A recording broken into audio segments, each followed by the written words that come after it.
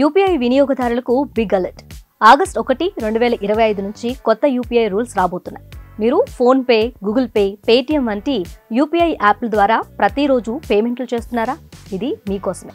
UPI పేమెంట్ల కోసం national payments corporation of India కొత్త rules అమల్లోకి తీసుకురానుంది.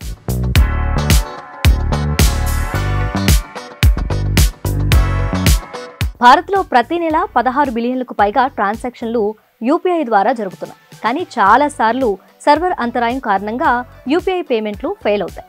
దీనిపై కస్టమర్లు కంప్లైంట్ చేస్తుంటారు. ఈ యూపీఐ సమస్యలను తగ్గించేందుకు ఎన్పీసీఐ కొన్ని ప్రధాన మార్పులను చేసింది. దీని ద్వారా డిజిటల్ లావాదేవీలు మరింత సమర్థవంతంగా, సురక్షితంగా జరిగేలా చూడాలని లక్ష్యంగా పెట్టుకుంది. ఈ కొత్త రూల్స్తో యూపీఐ రోజువారీ డిజిటల్ పేమెంట్లపై ఎఫెక్ట్ పడనుంది.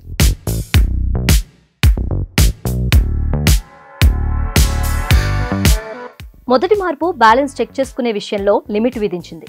ఇకపై వినియోగదారులు రోజుకు 50 సార్లు మాత్రమే తమ బ్యాంక్ అకౌంట్ బ్యాలెన్స్ ను చెక్ చేసుకోవచ్చు. ఈ రూల్ వల్ల తరచూ బ్యాలెన్స్ చెక్ చేసే వారిపై ప్రభావం పడుతుంది. రెండవది, ఒక మొబైల్ నెంబర్పై ఎన్ని బ్యాంక్ అకౌంట్ లింక్ అయ్యాయో 25 సార్లకు మించి చూసుకోలేరు. నెట్వర్క్ పై భారం తగ్గించడం ద్వారా కస్టమర్లకు మరింత మెరుగైన, అంతరాయం లేని సేవలు అందించడమే లక్ష్యంగా బ్యాంకులు, యూపీఐ సేవలు సంస్థలకు ఎన్పీసీఐ ఈ ఆదేశాలు జారీ చేసింది.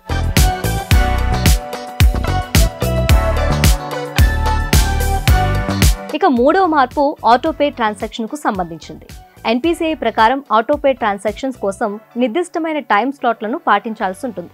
అంటే సబ్స్క్రిప్షన్లు, విద్యుత్, నీటి బిల్లులు, ఈఎంఐ లాంటి షెడ్యూల్ చేయబడిన చెల్లింపులు ఇకపై ఫలానా రోజుల్లో మొత్తం ఎప్పుడైనా జరగకుండా ముందుగా నిర్ణయించిన టైం స్లాట్ ప్రకారం ప్రాసెస్ అవుతాయి. 4th రూల్ ప్రకారం మీరు యూపీఐ పేమెంట్ స్టేటస్ ఎక్కువసార్లు చెక్ చేయలేరు. ఇప్పుడు ఫెయిల్ పేమెంట్ స్టేటస్ రోజుకు 3 సార్లు మాత్రమే చెక్ చేయగలరు. ప్రతి స్టేటస్ చెకింగ్ మధ్య 90 సెకండ్ల గ్యాప్ ఉండాలి. స్టేటస్ పదే చెక్ చేయడం వల్ల యూపీఐ సిస్టమ్ స్లో అవుతుంది.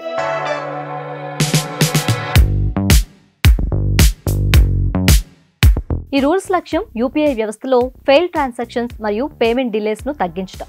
ఎన్పీసీఐ నిబంధనలతో సిస్టమ్ సామర్థ్యాన్ని పెంచడమే కాకుండా వినియోగదారులకు మెరుగైన అనుభవాన్ని అందించాలని భావిస్తుంది.